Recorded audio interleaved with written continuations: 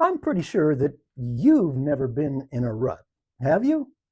Well, I know that I have, and it's a soul-crushing place to hang out. They say that a rut is nothing more than a grave with its ends kicked out. Pretty grim? Yeah, for sure, but it's also a pretty accurate description of a rut. And anyone who finds themselves there has gone from a person who does things to a person who just thinks about doing things.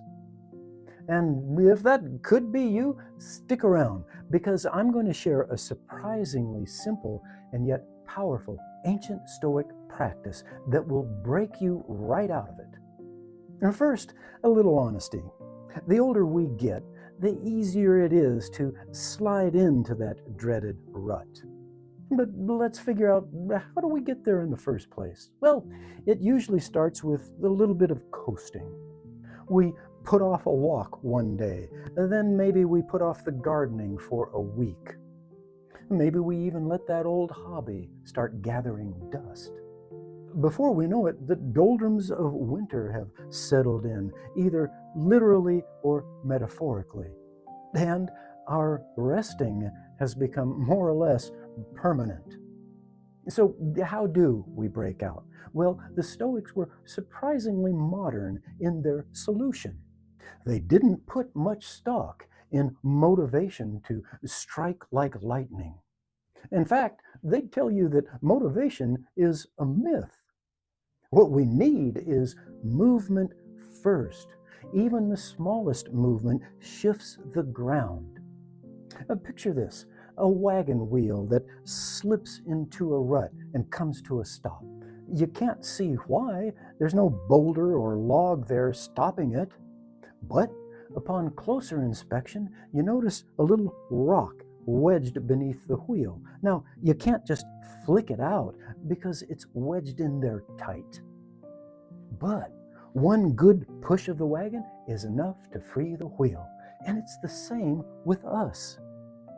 Often, all we need is a little nudge, a little action, a little movement that gets us going. And we need it right at the moment that we realize that we've been still too long. That's where everything changes. Not because something in your head changed, but your feet got moving. It could be as simple as standing up and stretching. And if that feels like a win to you, it is. But if it feels too easy, well, then take a brisk walk. Dig in the garden, or fix that thing that you've been staring at for months. Whenever I catch myself there, I'm never able to break through just by thinking about it. I have to move.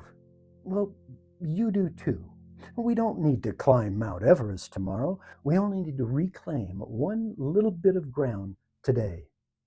One part of your body moving with intention that wasn't moving just moments before.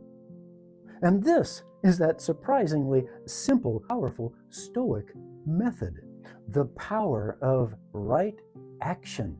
Rake the leaves, write the email, do some stretches. That first step is what pushes us over the pebble, out of the rut, and back into glorious action, reclaiming your momentum, your joy, your life. So what's your next physical act that you can do right now that says, I'm not done, I'm not stuck, I'm moving again? Let me know in the comments. I'm Mel. Subscribe and let's be accountable together. Let's stay out of the rut/grave and get into forward motion.